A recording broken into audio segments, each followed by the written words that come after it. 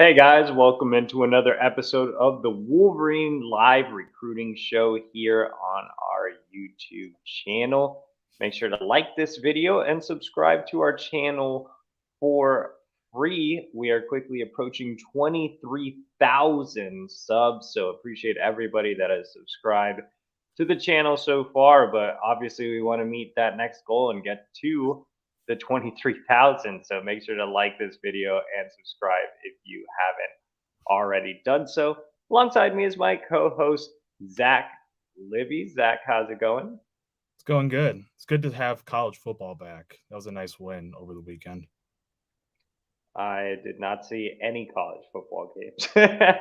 I was traveling along the East Coast, so I made my way to several high school games, including on Saturday. I had a big one, Bergen Catholic and Iona Prep, which we'll talk a little bit about later in this show. And Zach, you actually purchased Peacock and watched the Michigan game, right? I had Peacock. I had originally had Peacock to watch like old school professional wrestling, like pay-per-views. It just so happened that I could watch Michigan without hassle. Like I already had it, so I didn't have to subscribe, the night before. Nice. Well, I do not have Peacock. I don't know, as Jim Harbaugh said, I don't know how to work the Peacock. I have the other streaming services, but that one's never interested me. I do know they released like a Brave New World series, but it looked like it flopped. I was interested, and once I saw the ratings were bad, I was like, I don't have any reason to subscribe to Peacock, but maybe I do now. Who knows? But we are in the trenches on the recruiting trail. Like I said, I was at a game Saturday. I'll be at a game Saturday like every week this season, so I'm not even sure how much college football I'll get to see. But I know Peacock got bad reviews, so hopefully Michigan's no longer on Peacock the rest of the season. Are they on Peacock, Zach, the rest of the season? Well, I know it's NBC, but anyone can get that, right? I don't know. Yeah, anyone can get it. You don't have to use Peacock for the other games, No, obviously. no. Okay, let's talk about recruiting and not about Peacock.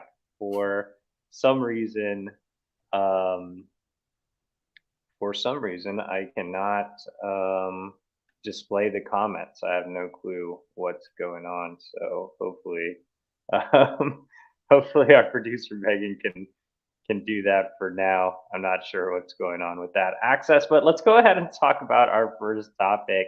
Um, and that is the Smith twins. And as we mentioned, Zach, this one has been kind of strange throughout the entire process. Michigan has, Michigan apparently received confirmation from the Smith twins that they were locked in. That was reported elsewhere. It was brought over to our message board over on the fort at the Wolverine. And I kind of laid it out and said, look, guys, I don't really believe them. I don't think it's reaffirmed. I think they'll visit Kentucky again. That's not to say the Smith twins won't end up in the class, but this one is far from over. Obviously, they visited Kentucky twice in July. They're back again for Kentucky's home opener. Kentucky's DC Mark Stoops was actually at their season opener for Corbin on Friday night. So there is still a lot of moving parts going on in this recruitment. Zach, what's kind of your immediate takeaway from seeing the Smith twins head back to Kentucky for a third time? And by the way, during that time period, they have not visited Michigan. I think there's two takeaways, like quick takeaways and glaring takeaways.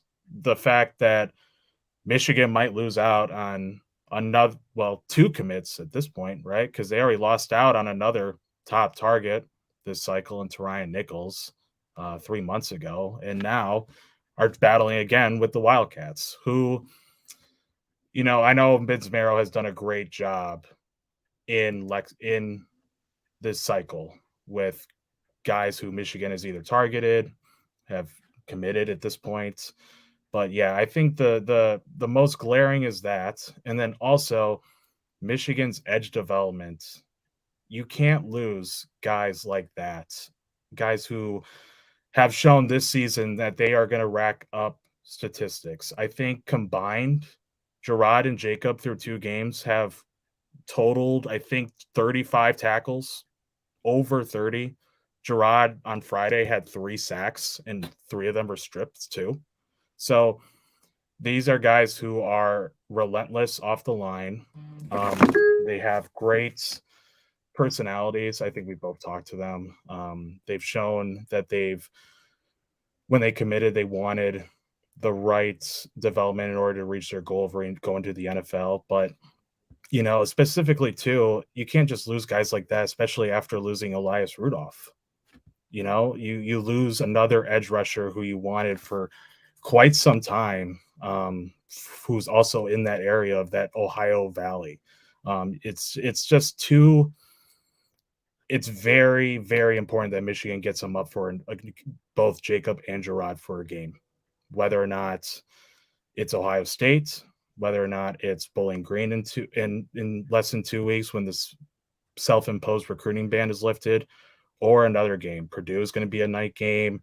Indiana is going to be a big one on national TV. There's just opportunities to get them on campus. I know NIL for Kentucky is huge. They have a really good NIL packages, and they've used that round to get commits. But again, for guys who are playing in a position that Michigan has really, really developed well and has seen quite a bit of success, it's just, you can't lose out on schools like that. Yeah, man, it's a tough one here. My takeaway is obviously the Kentucky threat isn't gone, right? There's a reason they visited Kentucky 3 times over the last 3 months. I know they've had positive conversations with Michigan. I know they've told Michigan, or at least indicated to Michigan, that they're happy with their pledge. But I think Kentucky can offer 2 things. One, NIL, which Michigan can offer in terms of, anything up front or anything like that. I mean, they can, but they choose not to, obviously. Whereas Kentucky's been able to play the NIL game in the past. But 2, more importantly, I think, which is past NIL, because at the end of the day, I don't think Kentucky's an NIL heavy hitter. I think they've been involved in NIL, but I think the biggest thing with the Smith twins is they are very close and they are both very family oriented. And moving back to Kentucky and just being back at home, I think that's given Kentucky the inside track to keep them, to keep them at home. And I think that's what their main message is, aside from the NIL, that people are kind of pointing out to, is, hey, you're back at home. Why leave home when you just got here? Play for Kentucky, be around your family, etc. Be around your friends, play in front of your extended family. So I think Kentucky is really pitching them hard on, staying home now that they've moved back to Kentucky. I think a lot of people don't realize that Jerod and Jacob are originally from Kentucky. They did play in Connecticut the past few seasons at boarding schools, but they're from Kentucky. I believe their mother is originally from Kentucky as well, so they have a lot of family there, a lot of ties to the state of Kentucky, and I think the Wildcats have just gone full court press. I think Michigan ideally, obviously, wants to keep them committed. We're both, pretty high on Jerod and Jacob. These are 2 guys that Mike Elston really, really liked, and Mike Elston, has a track record at being a really good evaluator. I've seen the Smith twins live on multiple occasions. I thought Jerod was extremely impressive at the Under Armour camp in New Jersey.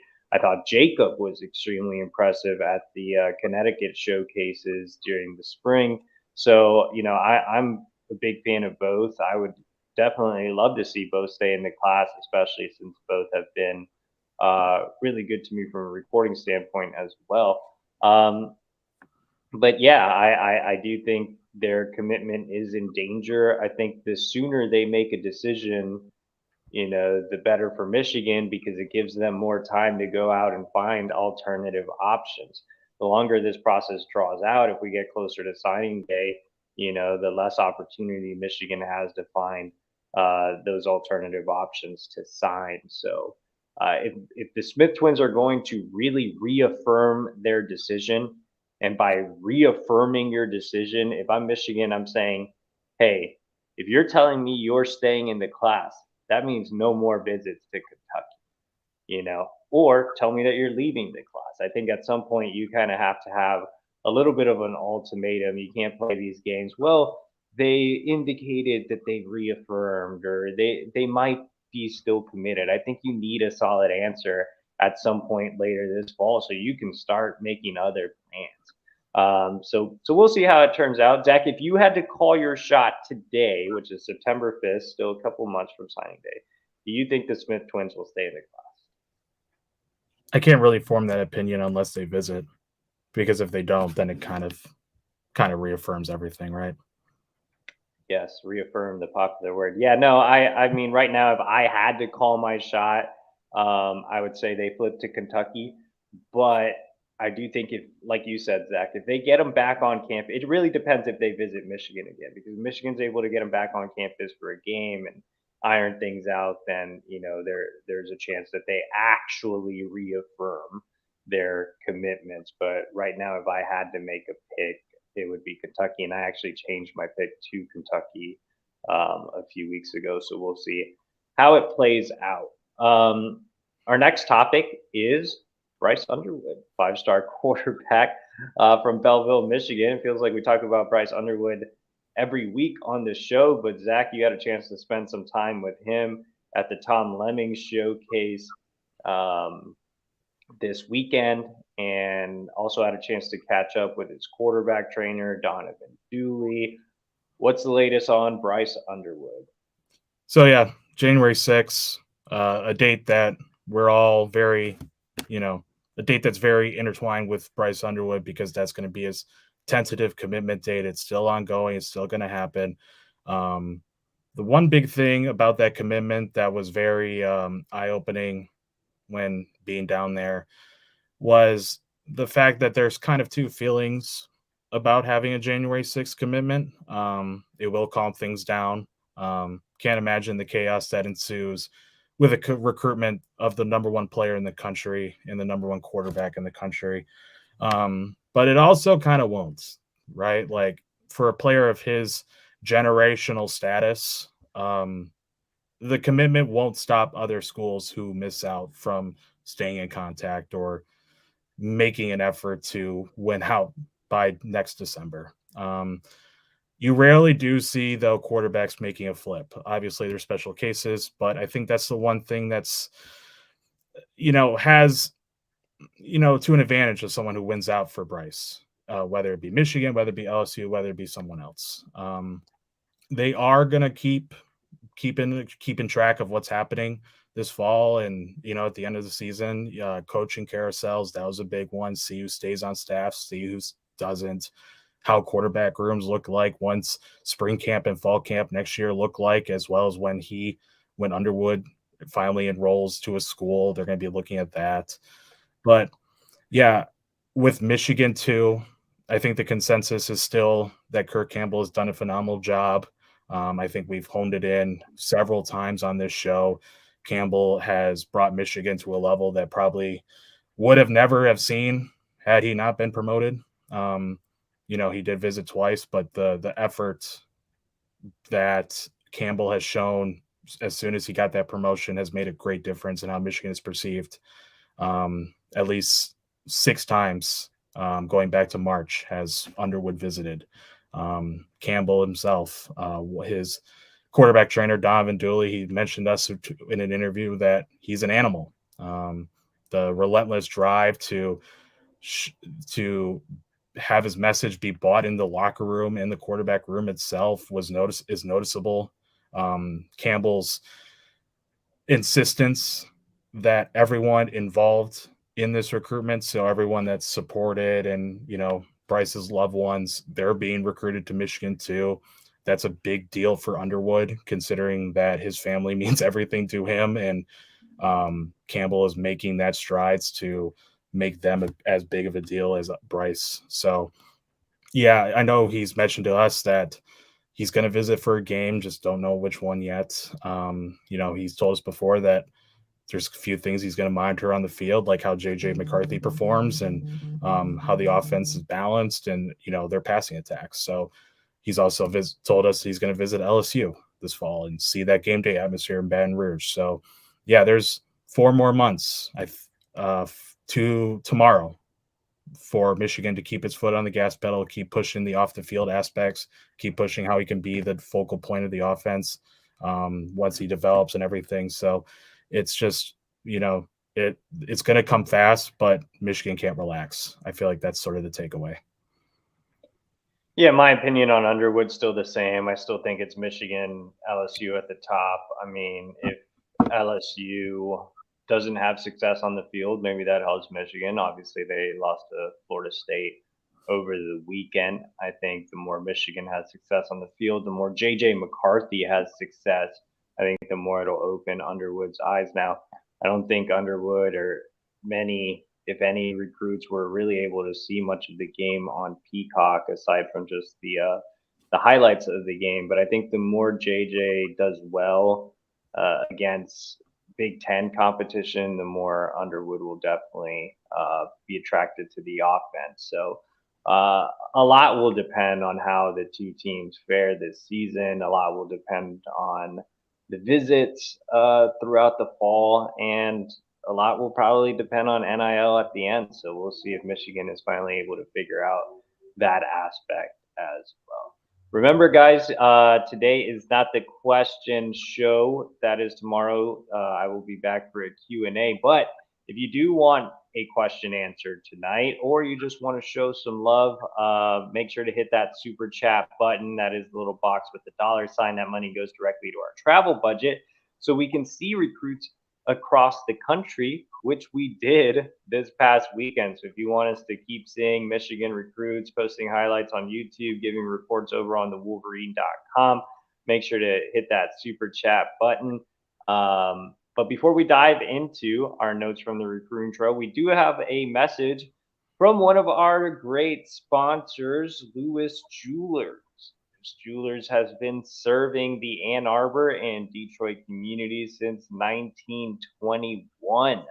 Lewis Jewelers' reputation and continued success stems from their belief that a successful jewelry store is built on integrity, quality customer service, and quality products.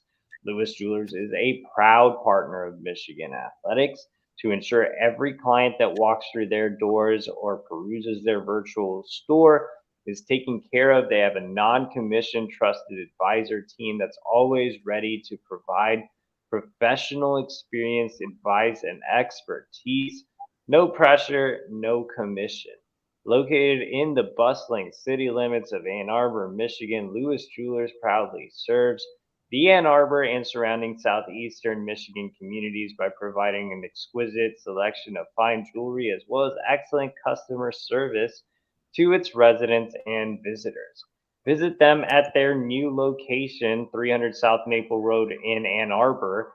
And if you're out of state like me, you can head over to lewisjewelers.com and get any jewelry you need for your significant other. You can get that cool gold dog tag for yourself. Whatever you want, Lewis Jewelers is your place to go for jewelry.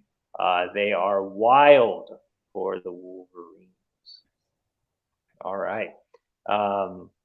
Let's go. It looks like Zach, you need to head over to Lewis Jewelers.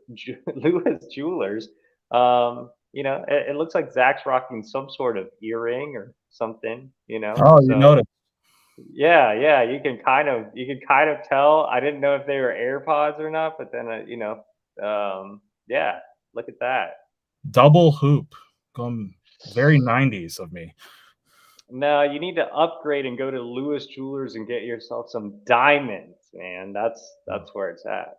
So Zach will be heading to Lewis Jewelers after getting clowned for his 3LW style earrings from the 90s. But anyway, let's go ahead and talk about our time on the recruiting trail. Zach, you made your way to Cleveland, Ohio, where, by the way, the commenters did inform you. I don't know if you read the YouTube comments, but somebody did leave a comment and they said there is skyline chili in Northeast Ohio. So were you able to locate that? It's not part of that culture of Northeast Ohio. Like, Northeast Ohio is more like Sheets and Waffle House. Sheets? That's what you classify Northeast Ohio Yeah, as, that's like Sheets. where Sheets is. Southwest Ohio is like, not Waffle House, Skyline, and then Central Ohio is Raising Cane's. Like that's sort of how I depict the three. Raising Cane's for Ohio? I would not have guessed that, being from the South myself. But you will be going to get Skyline Chili this weekend, obviously, since you're going to Cincinnati. But Most that's another show for another day. Let's focus in on your trip to Cleveland, Ohio, where you were able to see a battle of the states between St. Ignatius and Pittsburgh Central Catholic, which featured on 300 Michigan linebacker commit Cole Sullivan, who seemed to really impress you. He had one of the best evaluations that I've ever done since doing this, this job. 8 total tackles, 3 quarterback hurries, was a big key in how Central Catholic recovered a fumble in special teams, 2-point conversion while lining up as a tight end, slot receiver, sorry, and then had a touchdown call back when he lined up as H-back. He is a vicious tackler. He's perfected. I wrote this in my observations. Like he has perfected the ability to hit through a target, which really doesn't coincide with how he is off the field. You talk to him and super humble, very genuine. Thanked me at least 3 times for coming out to his game. You ask anybody from his family to teammates to coaches, and he's sort of that quintessential leader by example. I think he's someone that would fit great as just a culture piece for Michigan. He spoke way in depth about his excitement to work with Ben Herbert, who is a fellow Pittsburgh native in the weight room. He talked extensively about linebackers coach Chris Partridge. He obviously won't be able to enroll early, but he's going to start training as soon as the season is over. But yeah, in terms of how he looked, he was elite sideline to sideline. Excellent vision, great awareness when the ball is snapped. The speed to cover each sideline and also make tackles when he's on the opposite end of when the play is going. Downhill tackler too. Great when shedding blocks, using his fluidity, his frame to, get underneath offensive linemen. Great bend, especially from the lower half. His father told me he was weighing in at 208 pounds at the morning of the game, and he started at will and was physical at the point of attack and didn't look like he was out muscled at all. He has a great frame in terms of his how he looks. I think he's leaner to the point where he could probably gain at least 20 pounds under Michigan's strength and conditioning program. I think there's a lot of flexibility too of where he could play in college. I know he played a lot of will in Friday's game, but there's a possibility he could line up as a Mike, depending if he gains weight. There's also a possibility he could come down as an edge. He does have experience in that position in a 2-point stance coming off the strong side, but he's still raw as a true pass rusher. So there's a lot of work being done with hand placement, how to use his hands to control a blocker, how to get underneath and over a blocker. So if there's any position where he could slide in right now, it would be Will in college. But again, he still has a lot of room to grow. So it'd be exciting to see where he gets.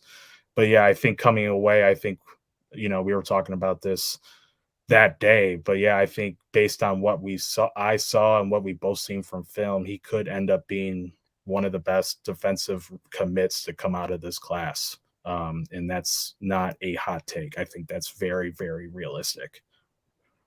Yeah, we talked about it on your drive back from Ohio that, or even on the way there, I told you I was getting on the Cole Sullivan bandwagon. And, after seeing some of your clips and just kind of thinking about things and talking it over with you, I mean, I really wouldn't be surprised if Cole Sullivan is the best defensive player in the class. He offers a really good combo of a high floor and a high ceiling. Some of these guys have a ton of upside, like Jaden Smith and Devin Baxter, but not necessarily the floor. And I think Cole Sullivan can offer that, and he's kind of ready to go from a build standpoint as well. I mean, he's a really impressive looking kid. He has the frame to add a lot of weight, which is still a little bit of a concern for me when it comes to like Mason Curtis and Jaden Smith. I think he's the best of the three defensive athletes. And overall, just a really big win for Michigan, taking Notre Dame to the woodshed in that one earlier in the process. And speaking of taking Notre Dame to the woodshed, the Wolverines basically flipped Owen Wafel earlier this cycle from the Irish. And I had a chance to see him at his scrimmage over the weekend. The prep schools in the Northeast start later, so football starts later for those programs, and that's why I saw a scrimmage. I saw a lot of people tweeting at me, "Is that a scrimmage? Is that a scrimmage?" Yeah, they go really late in the Northeast, so at least prep schools do. Some of the regular high schools were obviously playing, and I had a chance to go to real games during the weekend. But Wafel was taking part in the scrimmage. And man, the first series, they did a run hole, and the first series was just a dominant performance from him. He's listed at 6'2, 267, but he's much closer to 290 already. He plays with violent hands. He has a great first step. He's extremely quick. He's probably a little shorter than that 6'2 listing, probably 6'1.5", but he's pretty long. I would liken him to Mason Graham, like a shorter, longer Mason Graham, but same type of concept here. When you look at Owen Wafel, he doesn't have the NFL measurables. He's a three-star prospect right now heading into his senior season. But I think he has a chance to be one of the plug and play guys of the cycle. It wouldn't be surprising to me if Owen Wafel plays early at Michigan. I really think he has a chance to slide into that Mason Graham role and be a really successful three technique at Michigan. There's a reason Mike Elston went all in on flipping him from Notre Dame, and obviously he's successfully completed the flip. I think he's one of the more forgotten members of the 2024 recruiting class. I think he's a guy that a lot of people should be more excited about. I think he could have a Mason Graham type of rise in the rankings depending on what he puts on senior film. But after the first series, unfortunately, Wafel suffered a minor injury and was out of the scrimmage for the rest of the day, so didn't get to see much more. So a little bit of an incomplete evaluation, but from the little I did see live, I really liked. I plan on going back to see him in a real game in October. Before we talk about some of the underclassmen we saw on the recruiting trail, I do want to invite you guys to subscribe to the Wolverine.com today. Just $74.99 for the year. That's 25% off an annual subscription to the Wolverine.com. That is for new members only. Come and check us out. Get premium recruiting information, team information, basketball recruiting, NIL, transfer portal, and so much more. Plus, you get to be part of a great message board community over on the fort with more than 8,000 unique individual users. So that's $74.99 for an annual subscription, or you can pay $1 for a monthly subscription. If you like what you see on the YouTube channel, if you like what you hear on the podcast, then make sure to head over to thewolverine.com. Give us a try today and subscribe. And also remember to like this video and subscribe. And we are running out of time. And like I said earlier, if you want a question answered tonight, or you just want to show some love, click that donate button. It's a little box with the money sign that goes directly to our travel budget so we can keep seeing recruits across the country. All right, Zach, you got to see a key underclassman target this week on 300 offensive lineman Avery Gash out of Birmingham Groves in the great state of Michigan. Tell us the latest on him. Yeah, so if we're going to consider Underwood as 1A of priorities in state of the 2025 class, Avery Gash is 1B, or in that mix. He, in his game on Thursday, he looked really, really athletic for a kid who's 6'5", 265 pounds. And when I saw him, he looked bigger than that. He has all the traits and the technique that you want to see out of a junior offensive lineman. Great hand placement, good punch, quick at the point of attack, has the movement to keep finishing blocks and drive when he's blocking. There was a lot of plays where he was asked to get to the second level, and he did really well. When he played West Bloomfield, keep in mind, has a really, really good front seven, and it starts with Brandon Davis Swain, the Colorado commit. And it was cool to see, two guys who are going to be Power Five guys, lock horns. Just an aggressive kid, loves, that contact in the trenches. And that's why Sharon Moore has placed him as a must-land target. He visited for the barbecue in late July, actually did a workout with Moore alongside the other 2024 commits like Blake Frazier out of Texas or Luke Hamilton from Greater Cleveland. Gash got to meet them, ask some questions, sort of learn the insight from a commits perspective. And ever since the spring, when Gak returned from his October visit. He's been to Ann Arbor four times, but this year he's really gotten in close with Sharon Moore, and I think Sharon Moore is really showing the family why Michigan wants him to stay home. And at the barbecue, the family also did a one-on-one meeting with Jim Harbaugh, and that was big for them. But yeah, he was supposed to go for the ECU game, so they are looking at future dates, in terms of availability and whatnot. But big thing for him, for Avery, he told us this earlier this week, was to see how the offensive line gelled as a unit.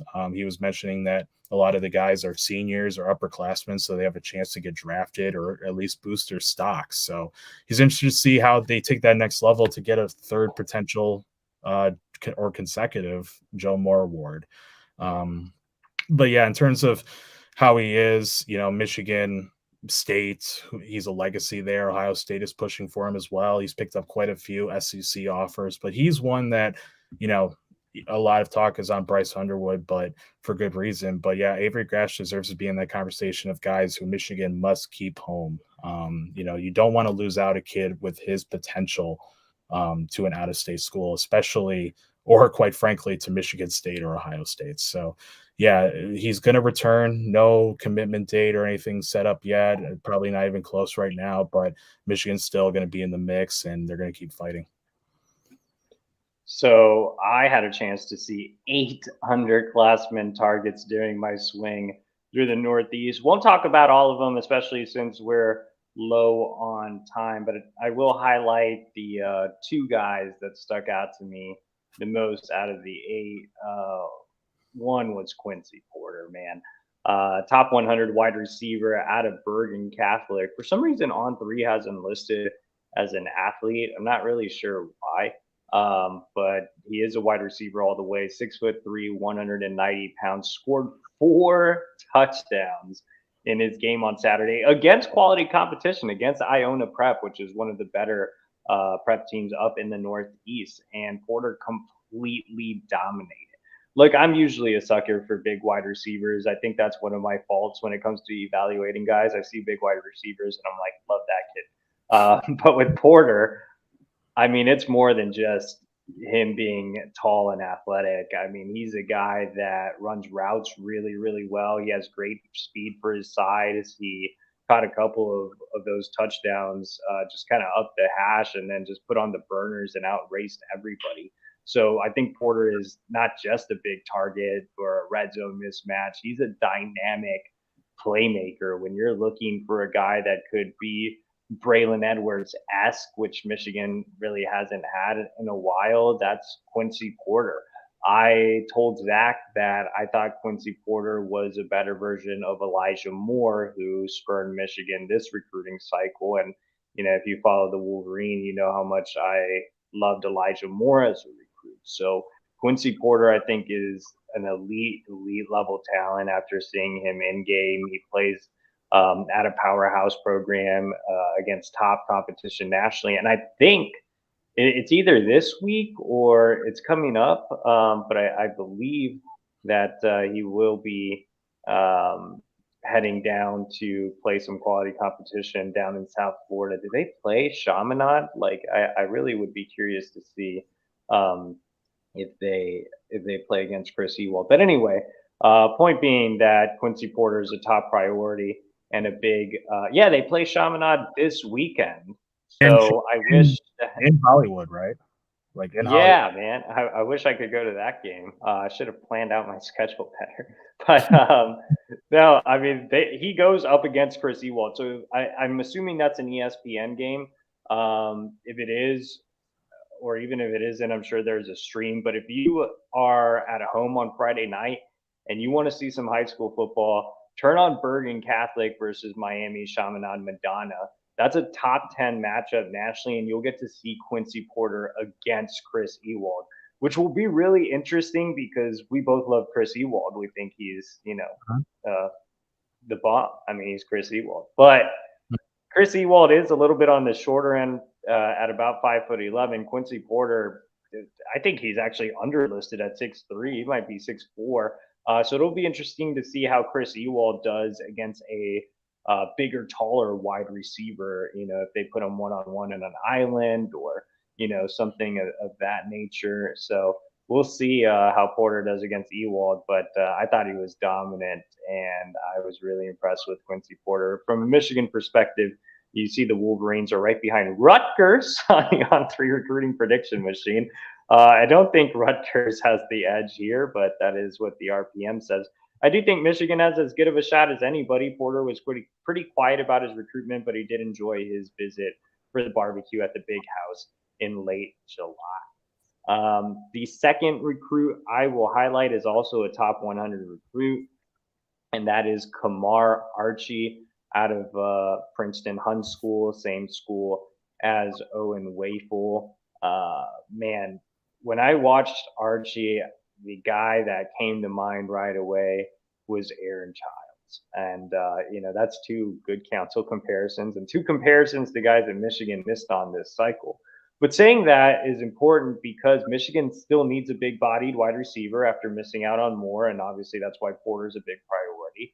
And Michigan still needs a linebacker like Aaron Childs after losing him to Florida earlier this cycle. And Archie is that guy in the 2025 recruiting class. 6'1", 230 pounds.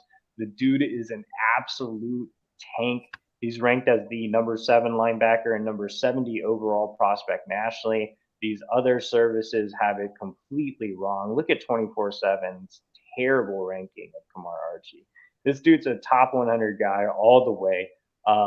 He started at running back and made a ton of plays there. He's super athletic as an inside backer. He can absolutely lay the wood.